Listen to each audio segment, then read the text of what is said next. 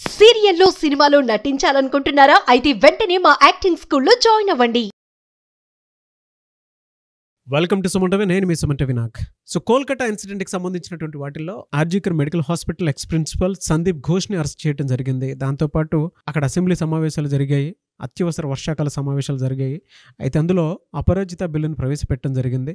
And దానివల్ల వచ్చేటువంటి benefit ఏంటి, అండ్ ఈ రోజు జరిగినటువంటి అప్డేట్స్ ప్రకారం కనుక మనం చూస్తే కంటిన్యూగా ఇంకో 2 డేస్లో దీనికి సంబంధించినటువంటి క్లారిటీ మనకు వచ్చే అవకాశం కూడా ఉంది. ఎందుకంటే సుప్రీంకోర్టులో ట్రయల్స్ అయితే నడుస్తున్నాయి.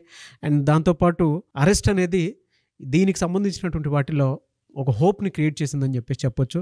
ద ఎంటైర్ డీటెయిల్స్ ఏంటి ఈరోజు జరిగింది అనేది ఈరోజు మనతో పాటు హైకోర్టు అడ్వకేట్ రవీంద్రనాథ్ గారు ఉన్నారు. వారి మాటలో తెలుసుకుందాం. Hello sir. హాయ్ అండి నాగరాజ్ గారు. ఈ రోజు కనుక అప్డేట్స్ చూస్తే అండి ఏ విధంగా ఉండే అవకాశం ఉంది అసలు? ముఖ్యంగా ఈరోజు అక్కడ వెస్ట్ బెంగాల్ అసెంబ్లీలో అత్యవసర వర్షాకాల సమావేశాలకు సంబంధించి 2 రోజుల పాటు నిర్వహిస్తామని ముందే డిసైడ్ చేశారు. అందులో భాగంగా ఈరోజు అపరాజిత అని ఒక బిల్లును ప్రవేశపెట్టారు. అంటే women and child protection bill సంబంధించి 2024 ఇది యాక్చువల్గా వెస్ట్ బెంగాల్ క్రిమినల్ లా అమెండ్మెంట్ 2024 అంటారు. దీనికి సంబంధించి దాన్ని కరెక్షన్ అమెండ్మెంట్ అంటే కరెక్షన్ చేశారు. ఆ కరెక్షన్కి సంబంధించి ఈరోజు అపరాజిత అని ఒక బిల్లును ప్రవేశపెట్టడం జరిగింది. అపరాజిత అంటే పరాజయం లేదని అర్థం. బట్ పరాజయం లేకుండా ఎలా ఉంటుంది? రేప్ అండ్ మర్డర్ సంబంధించి ముఖ్యంగా కఠిన శిక్షలు. దీనికి సంబంధించి ప్రధానంగా 3 లక్ష్యాలు ఉంది. ఒకటి ఏంటంటే త్వరితగతిన విచారణ, అంటే fast investigation, fast judgement and enhancement of the punishments. ఎన్ని డేస్లో జరగాలని సార్ ఇది? 15 డేస్లో కంప్లీట్ చేయమని చెప్పేసి, అంటే తొందరగా విచారణ కంప్లీట్ చేయాలి, at the same time judgement కూడా తొందరగా రావాలి, అలాగే ఎన్హాన్స్మెంట్ ఆఫ్ ద పనిష్మెంట్ మొత్తం 15 డేస్లోనే అయిపోవాలి. టోటల్గా ఇవన్నీ కూడా కంప్లీట్ చేయని ఉద్దేశంతో ఈ అపరాజిత బిల్లును ప్రవేశపెట్టడం జరిగింది. అయితే ఇక్కడ అపరాజిత బిల్లును ప్రవేశపెట్టేటప్పుడు మమతా బెనర్జీ గారు అసెంబ్లీలో మాట్లాడిన మాటలు కొన్ని కీలకంగా మనకి ఈరోజు సూచిస్తున్నాయి. ముఖ్యంగా ఆవిడ దీనికి ఉపోద్ఘాతంగా, అంటే ఈ యొక్క అపరాజిత బిల్లును ప్రవేశపెట్టే ముందు కొంత ఉపోద్ఘాతంగా చెప్పడం జరిగింది. ఏదైతే ఆగస్టు 9th అహర్న జరిగిందో దానికి సంబంధించి కొన్ని విషయాలు కూడా ఆవిడ చెప్పడం జరిగింది. ముందు ఆ విషయాలు చెప్పి బిల్ యొక్క డీటెయిల్స్లోకి వెళ్ళే ప్రయత్నం చేద్దాం నాగరాజ్ గారు. ముందుగా మమతా బెనర్జీ గారు మాట్లాడుతూ ఏం చెప్పారంటే, ఆగస్టు 9న ఏదైతే సంఘటన జరిగిందో నేను అదే రోజు నాడు వాళ్ళ పేరెంట్స్తో మాట్లాడానని, అదేవిధంగా at the same time audio, video and ఆ మొత్తం క్లిప్లు, ఫొటోస్ అన్నీ కూడా నేను తీసుకుని వాళ్ళకి అందజేశాను. అయితే ఆ జరిగిన సంఘటన గురువారం నాడు జరిగింది. మాకు సండే వరకు సమయం ఇవ్వండి. ఒకవేళ వితిన్ సండేలోగా నిందితుడిని పట్టుకోలేకపోతే మేము సిబిఐకి హ్యాండ్ ఓవర్ చేస్తాం. అప్పటి వరకు మాకు ఇవ్వమని చెప్పి స్టేట్ గవర్నమెంట్ చేతులు ఇవ్వమని చెప్పి అడగడం జరిగింది మమతా బెనర్జీ గారు. అయితే ఇమీడియట్గా వితిన్ 12 అవర్స్లోనే నిందితుడిని పట్టుకోవడం వల్ల మేము ఒక విధంగా మా స్టేట్ గవర్నమెంట్ మేము సక్సెస్ సాధించాం. కానీ అయినప్పటికీ కూడా హైకోర్టు ఇమీడియట్గా సిబిఐకి ఇంటరాగేట్ చేయడం వల్ల ఈ పర్టికులర్ టాపిక్ విషయం ఏదైతే ఉందో సిబిఐ యొక్క కోర్టులో ఉంది, అంటే సిబిఐ ఇంటరాగేషన్ ఉంది, కాబట్టి మేము ఈ విషయంలో ఏం చేయలేని పరిస్థితిలో మేము ఉన్నాం అని ఒక విషయాన్ని చెప్పకనే చెప్పారు. మరొక విషయాన్ని సిబిఐని హెచ్చరిస్తూ కూడా ఈ విషయాన్ని ఇంకా డ్రాగన్ చేయొద్దు, ఎంత తొందరగా వీలైతే అంత తొందరగా విచారణ కంప్లీట్ చేసి జడ్జిమెంట్ ఇచ్చి తొందరగా నిందితుడిని శిక్షించాల్సిందిగా ఆవిడ డిమాండ్ చేశారు. అట్ ద సేమ్ టైం ఇంకొక వ్యాఖ్యలు కూడా చేశారు ప్రధానమంత్రి మోడీ మీద. ముఖ్యంగా మోడీ గారి హయాంలో చట్టాలు కానీ లేకపోతే అవి అమలుపరిచే తీరులో చాలా తేడా ఉంది, కాబట్టి ఇమ్మీడియట్గా మోడీ గారు అలాగే హోమ్ మినిస్టర్ అయినటువంటి అమిత్ షా గారు వారి ప్లేసెస్ని రిజైన్ చేస్తూ, చూడండి ఇక్కడ జాగ్రత్త వినండి ఈ టాపిక్ అని, మోడీ అండ్ అమిత్ షా గారు, మోడీ గారు అమిత్ షా గారు ఇద్దరు కూడా ఇమీడియట్గా రిజైన్ చేస్తూ, ఏ రాష్ట్రాల్లో అయితే ఇట్లాంటి ముఖ్యంగా మహిళల హక్కులకు సంబంధించి రేప్స్, మర్డర్స్ జరిగాయో ఆయా రాష్ట్ర ముఖ్యమంత్రులు కూడా ఇమ్మీడియట్గా రిజైన్ చేసి వాళ్ళని ప్రూవ్ చేసుకోవాలని మమతా బెనర్జీ గారు అసెంబ్లీ సాక్షిగా అసెంబ్లీలో వెల్లడించడం జరిగింది. ఈవిడ ఫెయిల్ అయ్యారు కదా అని చెప్పేసి ప్రతి 10 మందిని అదే బ్లేమ్ గేమ్ తోటి చూసి వాళ్ళు రిజైన్ చేయాలి, వీళ్ళు రిజైన్ చేయాలని చెప్పడం ఎంతవరకు కరెక్ట్ అండి? అది మమతా బెనర్జీ గారు లాంటి వరకే చెల్లుతుంది ఆ విషయం. అలానే ఉంది. అంటే దేశం మొత్తం ఆవిడ రిజైన్ చేయాలి, రాష్ట్రపతి పాలన రావాలని చెప్పేసి కోరుకుంటూ ఉంటే నేనెందుకు అలా చేయటము, వాళ్ళే రిజైన్ చేసి కూర్చోవచ్చు కదా అనుకుని ఆ టోన్లో మాట్లాడుతున్నట్టే ఉంది ఇదంతా కంప్లీట్గా. అవునండి నాగరాజ్ గారు. ముఖ్యంగా ఈ బిల్లును ప్రవేశపెట్టేటప్పుడు అక్కడ ఉన్నటువంటి వెస్ట్ బెంగాల్ లా మినిస్టర్ ఏంటి మనోయ్ ఘటక్, అతను లా మినిస్టర్, న్యాయశాఖ మంత్రి ఆ రాష్ట్రానికి, అతను ఈ యొక్క బిల్లుని అసెంబ్లీలో ప్రవేశపెట్టడం జరిగింది. బిల్లును ప్రవేశపెట్టిన తర్వాత దాని ఆమోద ముద్రగా ఇమీడియట్గా అక్కడ ఉన్నటువంటి ముఖ్యమంత్రి మమతా బెనర్జీ గారు దీన్ని తీసుకొని కొంత ఇంట్రడక్షన్ చెప్పడం జరిగింది. ఈ యొక్క బిల్లుని ఉద్దేశిస్తూ మాట్లాడుతూ ఏం చెప్తున్నారంటే, ఈ బిల్లు యొక్క చారిత్రక అవసరం చాలా ఉంది, ఇది ఒక మోడల్, మిగిలిన రాష్ట్రాలకు కూడా ఇది ఒక మోడల్ అవుతుంది, ఈ బిల్లు అనేది ఒక చారిత్రక అవసరం అని చెప్తూ బిల్ యొక్క డీటెయిల్స్లోకి వెళ్ళారు. ఇప్పటివరకు ఉన్నటువంటి BNSS అంటే భారతీయ న్యాయ సంహిత, భారతీయ నాగరిక సురక్షా సంహిత, ఈ రెండింటికి సంబంధించి ఆల్రెడీ కొన్ని చట్టాలు ఉన్నాయి. దీనికి సంబంధించి సెక్షన్స్ ఉన్నాయి, తీర్పులు ఉన్నాయి, దీనికి సంబంధించి శిక్షాకాలానికి సంబంధించి పనిష్మెంట్ కూడా డీటెయిల్గా అందులో ఉంది. అయినప్పటికీ కూడా అందులో ఉన్నటువంటి ఏదైతే దీనికి కాకుండా పోస్కో చట్టం కూడా ఉంది. అయితే ఈ మూడిట్లో ఉన్నటువంటి శిక్షాకాల పరిమితి ఏదైతే 3 సంవత్సరాల నుంచి 5 సంవత్సరాల వరకు చెప్పారో ఆ 3 to 5 years కాదు, అది ఎన్హాన్స్ చేయాలి, అది అప్ టు 5 to 7 yearsకి చేయాలని చెప్పి ఈవిడ అసెంబ్లీలో అపరాజిత బిల్లులో ఉన్నటువంటి కీలకమైనటువంటి విషయం అదనమాట. ఇంకొకటి, ముఖ్యంగా బాధితురాలు ఎవరైతే రేపుకి గురైనటువంటి, ముఖ్యంగా మానభంగానికి కానీ అత్యాచారానికి కానీ గురైనటువంటి స్త్రీ ఆమె మరణించినట్లయితే నిందితుడికి ఉరిశిక్ష is the only final judgement అని, ఒకవేళ గ్యాంగ్ రేపు గురైనా సరే ఆమె మరణించినట్లయితే, ఆ బాధితురాలు మరణించినట్లయితే ఆమె ఎవరైతే నిందితులు ఉంటారో నిందితులకు ఉరిశిక్ష ఇస్ ద ఓన్లీ ఫైనల్ అని చెప్తూ, ఒకవేళ ఆమె బ్రతుకుతూ ఆమె మానసిక స్థితి కోల్పోతే, అంటే స్పృహ కోల్పోయి మానసిక వైకల్యాన్ని పొందిన స్థితిలో ఉన్నప్పుడైతే అతడికి యావజ్జీవ కారాగార శిక్షతో పాటు తీవ్రంగా ఉండాలంటే ఉరిశిక్ష కూడా వేయొచ్చు అని చెప్తూ ఒక డిమాండ్ చేస్తూ ఆవిడ ఈ అపరాజిత బిల్లుని ప్రవేశపెట్టడం జరిగింది. అయితే ఈ అపరాజిత బిల్ అవసరమా మనకి? ఇక్కడ చాలామంది ప్రజల్లో వచ్చే డౌట్, మన వ్యూవర్స్ అందరూ కూడా, ఒక స్టేట్ గవర్నమెంట్ ఒక అపరాజిత బిల్లు మీద ప్రవేశపెడతాయి. యాక్చువల్గా చట్టాలు అన్నవి దేశవ్యాప్తంగా ఉంటాయి, పార్లమెంట్లో బిల్లులు ప్రవేశపెట్టాలి, రాష్ట్ర వ్యాప్తంగా చట్టాలు రూపకల్పన చేసే అధికారం ఉంటుందని కామన్ మ్యాన్కి లేమనికి కూడా అనుమానం వచ్చే అవకాశం ఉంటుంది.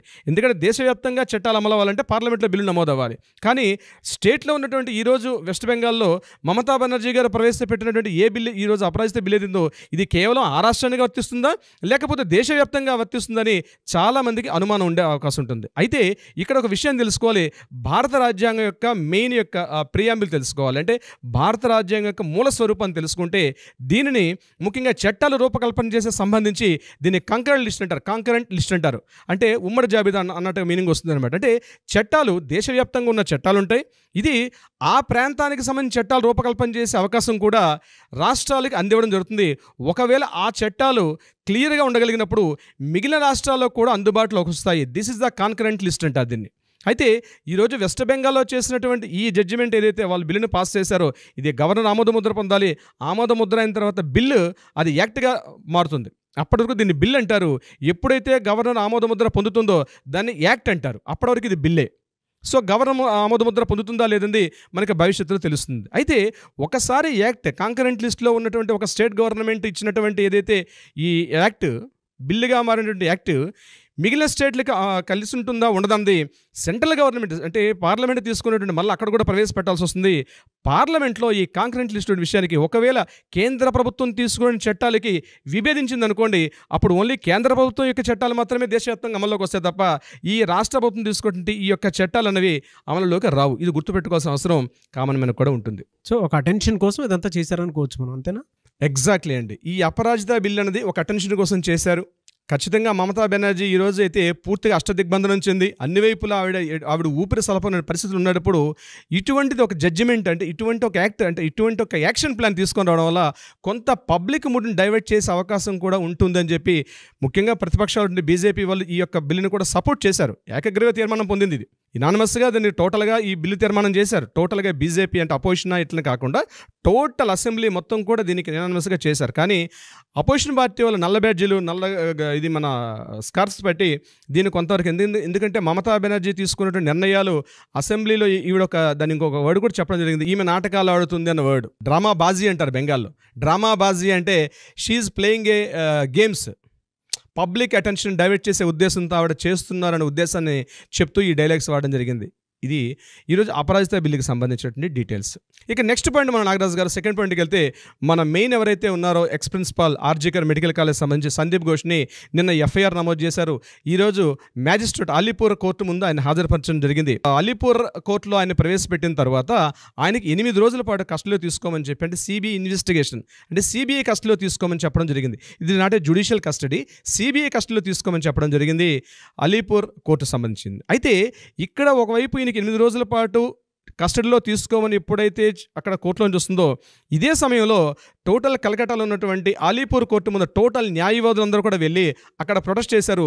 సందీప్ ఘోష్ని ఇమీడియట్గా ఉరి తీయండి, అని టోటల్గా ఉన్నటువంటి ఆ రాష్ట్ర వ్యాప్తంగా మెయిన్ అసోసియేషన్స్, లాయర్ అసోసియేషన్స్ అన్నీ వచ్చి అలీపూర్ కోర్టు ముందు రాస్తారోకో ధర్నా చేశారు.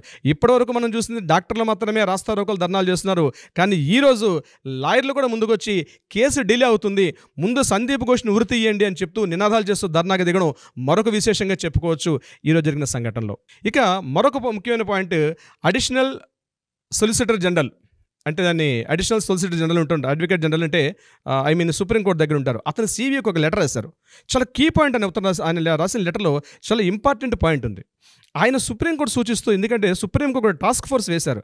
ఆ టాస్క్ ఫోర్స్లో భాగంగా ఆయన ఒక విశేషాన్ని, అంటే ఆయన ఒక ఇంపార్టెంట్ మ్యాటర్ని మెసేజ్ ఇచ్చారు. ఏం చెప్తున్నారంటే, ముఖ్యంగా హాస్పిటల్స్లో ఈ అత్యాచార బాధితులు వచ్చే వాళ్ళకి స్పెషల్గా కొన్ని కిట్స్ని ప్రిపేర్ చేయమన్నారు.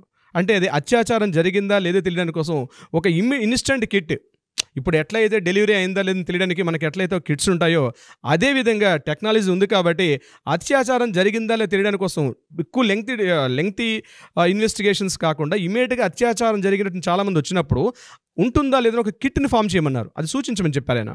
ఇట్లాంటి కిట్స్ ఈవెన్ దో నర్సుల దగ్గర కూడా పెట్టమని చెప్పారు. అప్పుడు ఏమవుతుందంటే ఈజీగా ప్రాసెస్ తొందరగా అయిపోతుంది, దీని లెంగ్తీ కాకుండా ఉండే అవకాశం ఉంటుంది. ఆయన సుప్రీంకోర్టుకు ఒక ఇన్ఫర్మేషన్ పాస్ చేస్తూ సుప్రీంకోర్టు నుంచి టాస్క్ ఫోర్స్కి అందించమని చెప్పడం జరిగింది. దీనికి సంబంధించి మరొక కీ పాయింట్.